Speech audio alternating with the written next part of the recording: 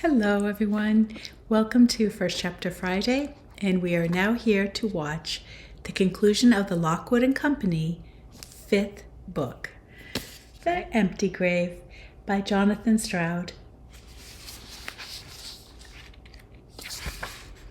And this first chapter is called The Tomb. Want to hear a ghost story? That's good. I know a few.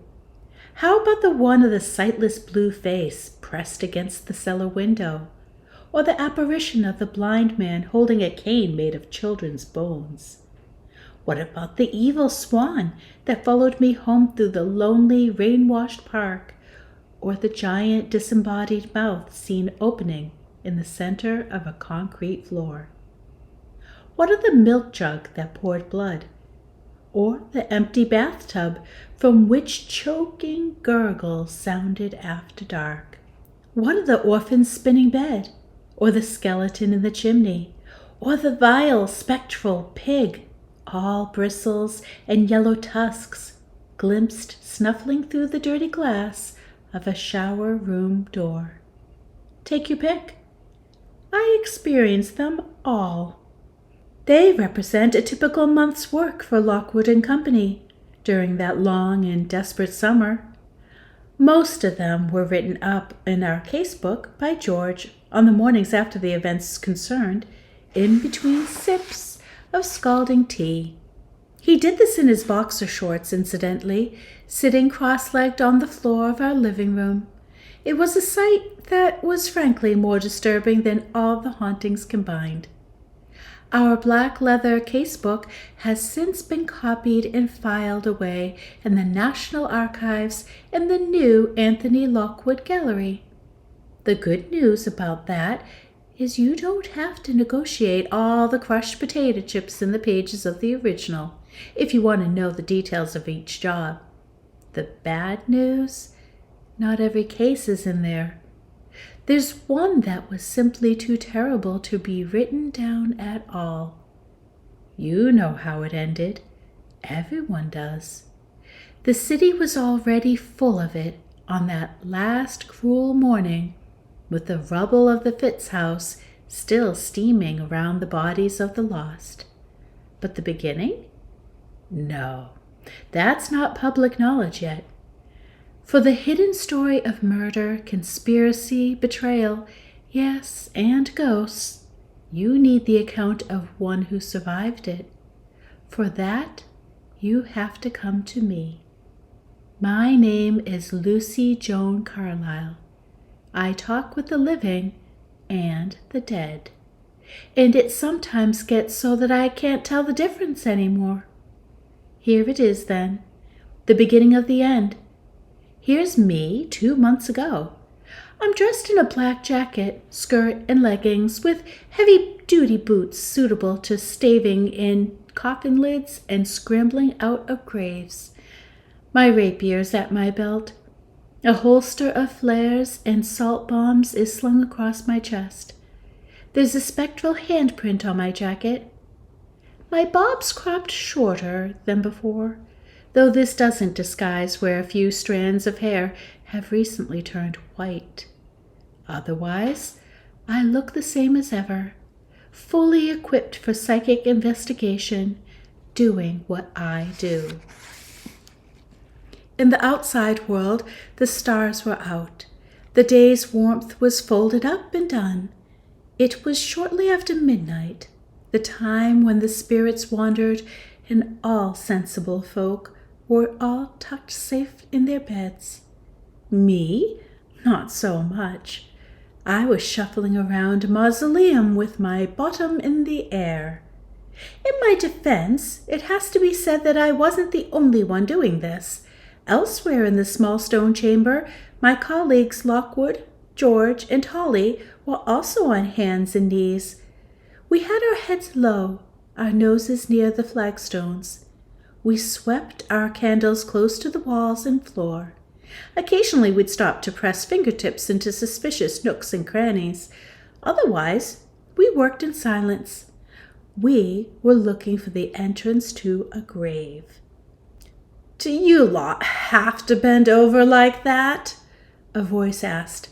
"It's making my eyes water." A thin, red-haired young man was sitting above us on a granite block in the center of the room. Like the rest of our raiding party, he was all in black. In his case, whopping big boots, skinny jeans, and a turtleneck top. Unlike the rest of us, he had on an enormous pair of bulbous goggles clamped across his face, giving him the look of a startled grasshopper. His name was Quill Kipps. He was readying our tomb-cracking equipment, laying out crowbars and coils of rope on the surface of the stone. He was also keeping watch, blinking at the shadows. His goggles allowed him to spot ghosts, if there were any around. "See anything, Quill?" That was Lockwood, dark hair hanging over his face. He picked up his penknife at a gap between the flagstones. Kipps lit an oil lamp, tilting the shutters so that the light stayed low. "With you in that position, I've seen plenty, particularly when Cubbins comes into view. It's like watching a beluga swimming by." "I meant ghosts." "Oh, no ghosts yet, aside from our tame one." He tapped a large glass jar perched alongside him on the block. Green light flared evilly within, and a spectral face of unusual hideousness materialized, moving closer through a vortex of ectoplasm. "Tame!" A disembodied voice that only I could hear spoke in indignation. "Tame! Let me out of here, and I'll show that scrawny idiot how tame I am." I sat back on my heels, brushing my bangs out of my eyes. "Best not call the skull tame, Kipps," I said. "It doesn't like it." The face in the jar bared serrated teeth. "Too right I don't, Lucy. Tell that boggle-eyed fool that if I were out of this prison, I'd suck the flesh off his bones and dance a hornpipe with his empty skin. You just tell him that." "Is it offended?" Kipps asked me. I could see that horrid mouth moving. "Tell him." I hesitated.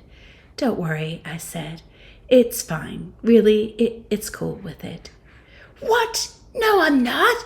And what is he doing tapping my glass like I'm some kind of goldfish? I swear, when I get free of this, I'm going to catch Kipps and pull off his—" "Lockwood," I said, tuning out the ghost. "Are you sure there's a trapdoor in here? We haven't got much time." Anthony Lockwood straightened. He was kneeling in the center of the floor, one hand holding his penknife, the other running distractedly through his hair. As usual, our leader was impeccably dressed. He wore a dark jersey instead of his long coat, and sneakers instead of his normal dress shoes. These were his only concessions to the demands of breaking and entering a national monument. "You're right, Luce." Lockwood's pale, thin face was as relaxed as ever, but his brow had an elegant kink in it that told me he was concerned. "It's been ages, and there's still no sniff of it. What do you reckon, George?" With a scuffling, George Cubbins levered himself up into view from behind the granite block. His black T-shirt was dirty, his glasses were skewed, and his pale hair was spiked and matted with sweat. For the last hour he had been doing the exact same thing as the rest of us, but somehow he contrived to get completely covered in a layer of dust, mouse droppings, and cobwebs that no one else had even seen. Such was George's way. "All the accounts of the burial mention a trapdoor," he said. "We're just not looking hard enough, particularly Kipps, who isn't even looking at all." "Hey, I'm doing my job," Kipps said. "The question is, have you done yours? We're risking our skins tonight because you said there was a way in." George unwound a cobweb from his glasses. "Of course there is. They lowered her coffin through the floor into the crypt. A silver coffin. Nothing but the best for her." It was noticeable that George didn't care to mention the name of the person whose tomb this was. Noticeable, too, that even the thought but that silver coffin gave me a hollow prickling in my gut. I got the same feeling whenever I glanced at the shelf at the far end of the chamber and looked at what was sitting there. It was an iron bust of a woman in late middle age. She had an imperious and austere expression, with hair swept back above a high forehead. The nose was sharp and aquiline, the mouth thin, the eyes astute. It was not a pleasant face exactly, but strong and hard and watchful, and we knew it very well indeed. It was the same face as the one on our postage stamps and on the covers of our agency manuals, a face that had shadowed us from early childhood and entered all our dreams. Many remarkable things have been said about Marissa Fitz, the first and greatest psychic investigator of us all. How, together with her partner Tom Rodwell, she had devised most of the ghost hunting techniques that operatives like us still used. How she had improvised her first rapier from a snapped-off iron railing. How she'd conversed with ghosts as easily as if they were flesh and blood. How she'd created the first psychic detection agency, and how when she died, half of London came to watch as her coffin was carried from Westminster Abbey to the Strand, the streets strewn with lavender flowers, and all the agents in the city marching along behind. How the bells in every church had rung when she was interred beneath her mausoleum, which was still maintained by the Fitz Agency as a special shrine. Remarkable things. The final one was that we didn't believe she was actually buried there at all. The Fitz Mausoleum, in which we stood, lay at the east end of the Strand in central London. It was a compact, high-ceilinged chamber, roughly oval in shape, built of stone and swathed in shadow.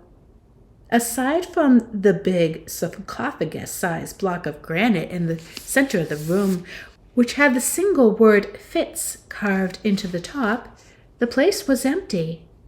There were no windows. The iron doors that led to the street were closed and tight. Somewhere beyond those doors stood 2 sentries.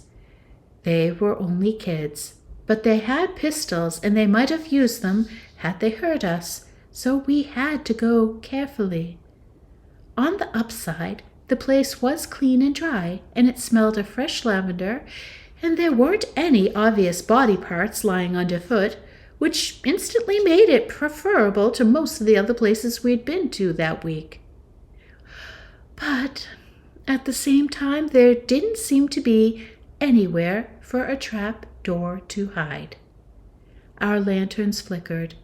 Blackness hung over our heads like a witch's cloak. "Well, all we can do is keep calm, keep quiet, and keep looking," Lockwood said. "Unless anyone's got a better suggestion." "I've got one." Holly Monroe had been zealously combing the floor at the far end of the room. Now she got to her feet and joined us, light and silent as a cat. Like the rest of us, she was in stealth mode. She had her long dark hair clipped back in a ponytail and wore a zip-up top, skirt, and leggings. I could go on about how well the all-black getup suited her, but why bother? With Holly, that was a given.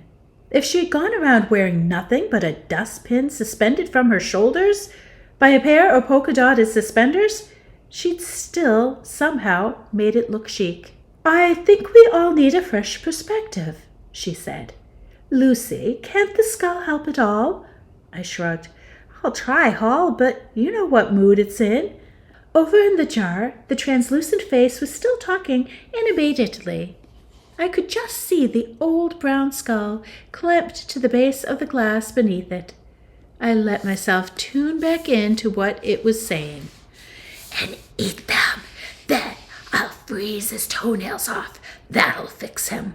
"Ugh, you're not still going on about Kips," I said. "I thought you'd finished ages ago." The face in the jar blinked at me. Weren't you even listening? No. Typical. I went into all kinds of grim, inventive detail just for you. Save it. We can't find the entrance. Can you help us out? Why should I? You won't believe anything I say. That's not true. It's because we do sort of believe you that we're even standing here right now. The skull snorted rudely. If you took my word in any conventional sense, you'd be sitting at home with your feet up, rotting your innards with tea and chocolate biscuits. But no, you have to double-check my story. Are you surprised? You say that Marissa Fitz isn't dead, but actually alive and well and pretending to be her supposed granddaughter Penelope Fitz. The same Penelope Fitz who is head of the Fitz agency and probably the most powerful person in London. That's quite a claim you've made. You'll forgive us if we need to check it for ourselves. The face rolled its eyes. Piffle, know what this is? An example of skullism. What nonsense are you spouting now?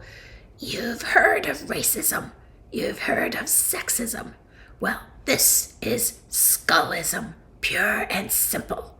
You're judging me by my outward appearance. You doubt my words solely because I'm a skull, lurking in a jar of slime green plasm. Admit it. I took a deep breath.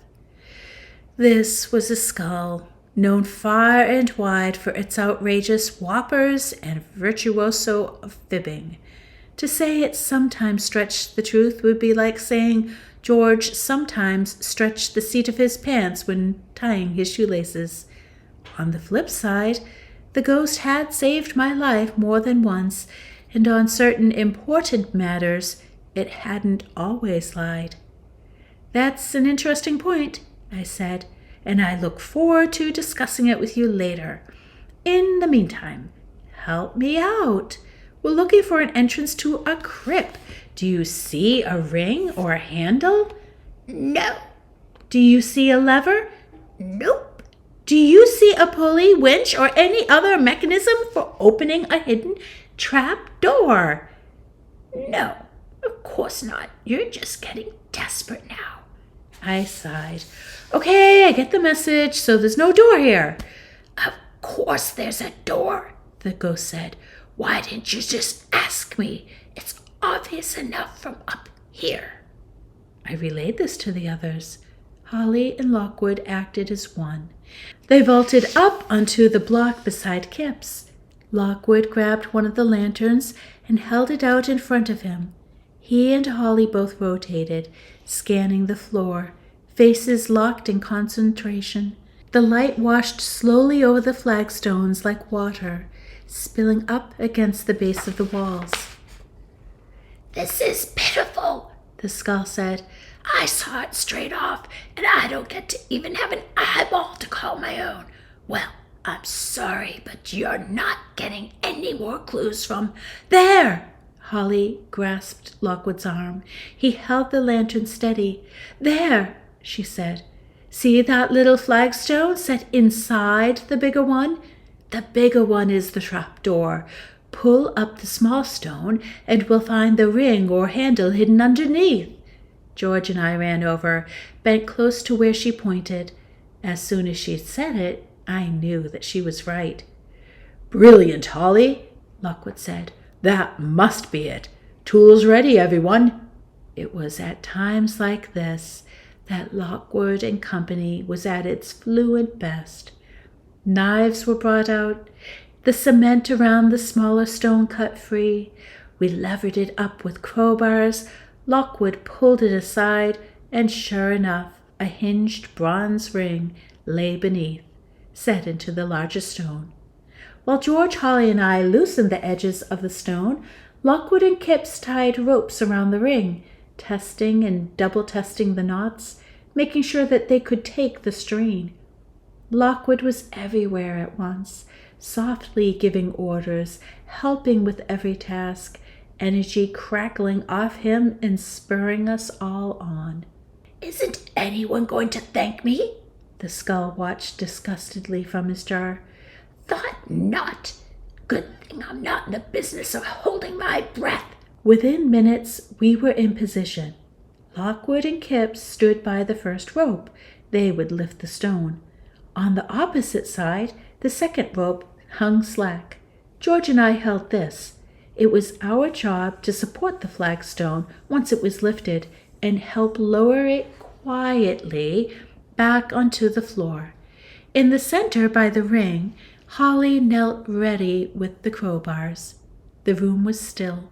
Up on the wall, our lantern light quivered on the iron head of Marissa Fitz. It was as if she were watching us, her eyes glittering with malevolent life. At moments of maximum tension, Lockwood always made it his business to be the calmest of all. He smiled at us. "Everyone ready?" he asked. "Right, let's go."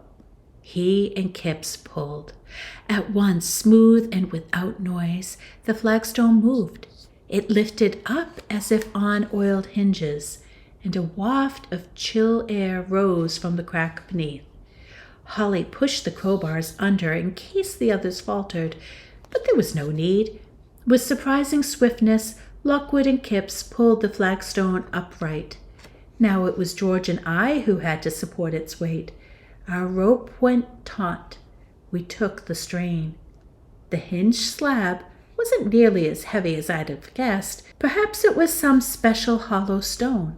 Slowly we began to lower it on the other side. "Set it down gently," Lockwood hissed. "No noise." We eased the flagstone down. It met the ground with a sound like a mouse sighing. And now we had a square hole in the center of the floor. When Holly shone her flashlight into it, we could see a flight of stone steps leading steeply into blackness. Beyond the steps, the light was swallowed utterly. A damp, dark, earthy smell rose invisibly around us.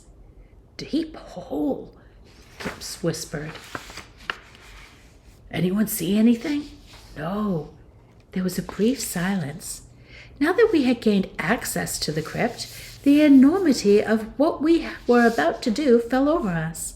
It was like the darkness hanging above our heads had suddenly, silently shifted lower. Marissa's face watched us from the wall. We all stood there quietly, using our psychic senses.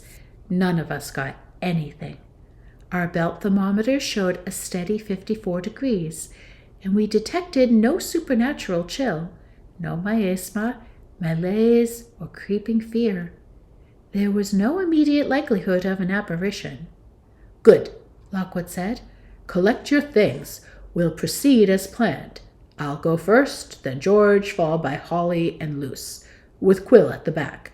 We'll turn our flashlights off, but carry candles. I'll have my rapier. The rest of you keep your weapons ready, too. Not that we'll need them." He gave us his best grin. "We don't even believe she's there." But a nameless dread had stolen up on us. In part, it was the power of the iron face and the name inscribed on the stone. And it was also the feel of the dank air rising from the hole. It coiled around us, entwining us with unease. We gathered our things slowly. George passed among us, flickering his lighter, igniting our candles. We lined up, hefting rapiers, clearing throats, readying our belts. Kipps vocalized his thoughts. "Are we sure we want to do this?" "We've gotten this far," Lockwood said. "Of course we do." I nodded. We can't whip out now," I said. Kipps looked at me. "You're right, Lucy. Maybe I'm being overly cautious. I mean, it's not as if our tip came from an evil talking skull that probably wishes us all dead, is it?" Everyone glanced over at the open backpack I was carrying. I just put the jar inside. The ghost's face had disappeared now. Only the skull was showing. Even I had to admit that its death-black sockets and leering, toothy grin weren't entirely reassuring. "I know you have a lot of faith in the skull," Kipps went on. "I know it's your best friend and all, but what if it's wrong? What if it's simply mistaken? He glanced up at the wall. His voice dropped to whisper. She might be waiting for us down there. After another moment, the mood would have shifted irrevocably. Lockwood stepped between us. He spoke with crisp decision. No one needs to worry. George, remind them. Sure. George adjusted his spectacles. Remember in all the stories that say Marissa Fitz gave orders for her body to be placed in a special coffin? We're talking iron inlays and silver casing. So if the skull's wrong and her body is there, her spirit won't be able to do anything to us, he said. It'll be safely constrained. And when we open the coffin? Kipps asked. Oh, that'll only be for a second, and then we'll have our defenses in by then. The point is, Lockwood said, no ghost is going to attack on the way down, right, George? Right. Good. Very well, then. Lockwood turned to the stair. Obviously, there might be a few traps, George said. Lockwood paused with his foot hovering above the top step. Traps? Not saying there are, just that there might be some. George pushed his glasses up his nose and gave us an encouraging flourish with one hand. Anyway, Lockwood, the stairs await. Off you go. Lockwood did a sort of reverse swivel. Now he was facing George. Hold it, he said. What traps are these? Yes, I'm quite interested in this too, Holly said. We all were. We gathered around George, who did something with his shoulders that was probably meant to be a casual shrug. Oh, it is just silly rumors, he said. Frankly, I'm surprised you're even interested. Some say Marissa didn't want grave robbers interfering with her tomb, so she took precautions. He paused. Some say these precautions might be supernatural ones. Now you tell us, Holly said. When was this little fact going to be mentioned? I demanded. When a specter put its fingers around my neck? George made an impatient gesture.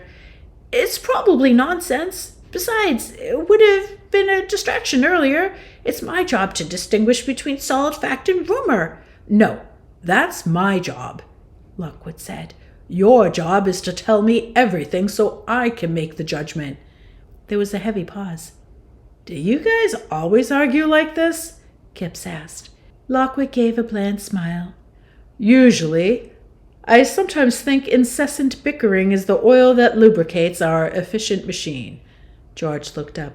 You reckon? Oh, for heaven's sakes. Are you going to bait me on that as well? I thought you liked some bickering. You just said, I don't like anything that much. Now, can everyone please shut up? Lockwood gazed around us, his dark eyes locked on ours, holding our attention, steadying our collective purpose. Traps or no traps, he said. We can handle this. We have 2 hours to check the tomb, close it up, and be ready to go when the sentries change again.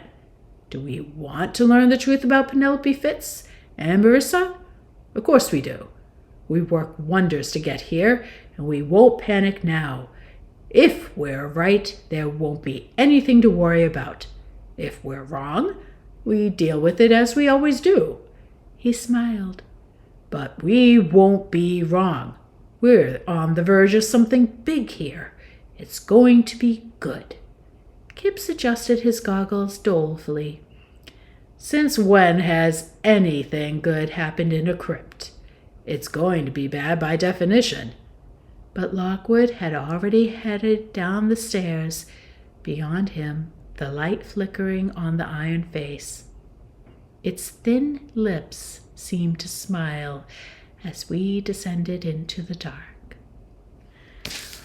Well, I know you could use your imagination, but just believe me, what happens down there is not expected. And then the continuation of the story is amazing. Its conclusion is so fitting and perfect for such a dramatic, overarching story. And it just gives you satisfaction to finish the story. I will caution you that you will need some tissue box nearby at times. And some of you are probably hoping for something else to happen between a certain two characters. And I will say that there might be some of that. So definitely read the whole book so you can find out all the details. And thank you for being with me on this journey to read all 5 books, at least the first chapters. Trust me, you do need to read them if you've enjoyed the first chapter. And have a great week. Take care.